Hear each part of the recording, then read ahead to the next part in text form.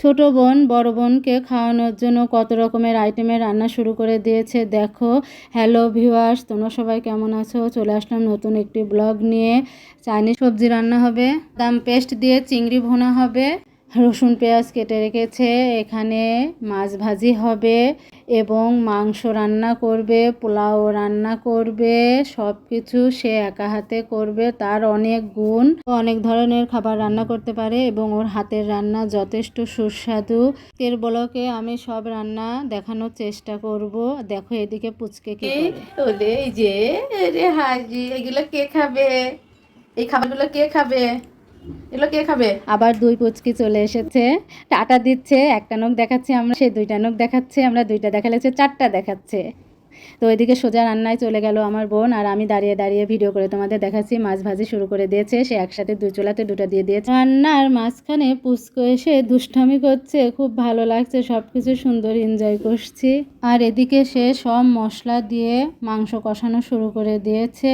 তার অনেক গুণ আর তার রান্নার সুন্দর। সে এখানে পোলাওর জন্য কিছু ইনগ্রিডিয়েন্টস রেখেছে, সেগুলো দেখতে পাচ্ছ।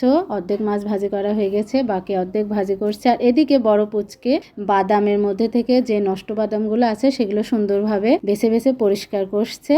মাছ ভাজি তো হয়ে গিয়েছে, বনু এখন পরিবেশন করছে। সুন্দরভাবে পরিবেশন করে দেন অন্যান্য রান্নাতে চলে যাবে। তো ও মাংসটা একটু ব্যতিক্রমভাবে রান্না করে। মাংসটা সুন্দরভাবে কষিয়ে প্রেশার কুকারে দু একটা ছিটি দিয়ে ওটাকে নামিয়ে পেঁয়াজ রসুন তেলে সুন্দরভাবে ভেজে বাকি মাংসটা আবার ঢেলে দেয়। এতে মাংসর ফ্লেভারটা খুবই সুন্দর আসে। এদিকে পানি গরম হচ্ছে চাইনিজ সবজি রান্নার জন্য।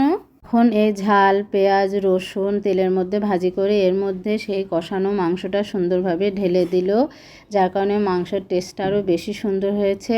এভাবে তোমরা রান্না করে দেখতে পারো, কেমন লাগে আমাকে কমেন্টে জানাতে পারো। এদিকে সে পানি গরম করতে দিয়েছে, সে চাইনিজ সবজি রান্না করবে। চাইনিজ সবজি রান্না করতে গেলে প্রথমে যে সবজিটা সবচেয়ে শক্ত সেটা আগে সেদ্ধ করে নিতে হয়। পেঁপেটা সে প্রথমে দিয়ে দিল, পেঁপেটা যখন একটু সেদ্ধ হবে তারপর অন্য সবজি দিবে। এদিকে এখন গাজর দিয়ে দিচ্ছে এবং অন্য সবজি দিয়ে দিল। এদিকে চিংড়ি মাছগুলো সে সুন্দরভাবে ভাজি করছে।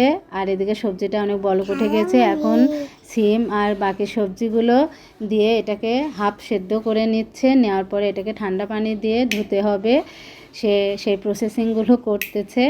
আর এদিকে গরুর মাংস অলমোস্ট রেডি হয়ে গিয়েছে।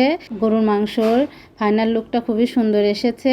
আমি ভয়েস দিচ্ছি আর দুষ্টু এসে দুষ্টামি করছে, আমাকে হাসিয়ে দিচ্ছে। চিংড়ি মাছ ভুনা করার জন্য মশলাগুলো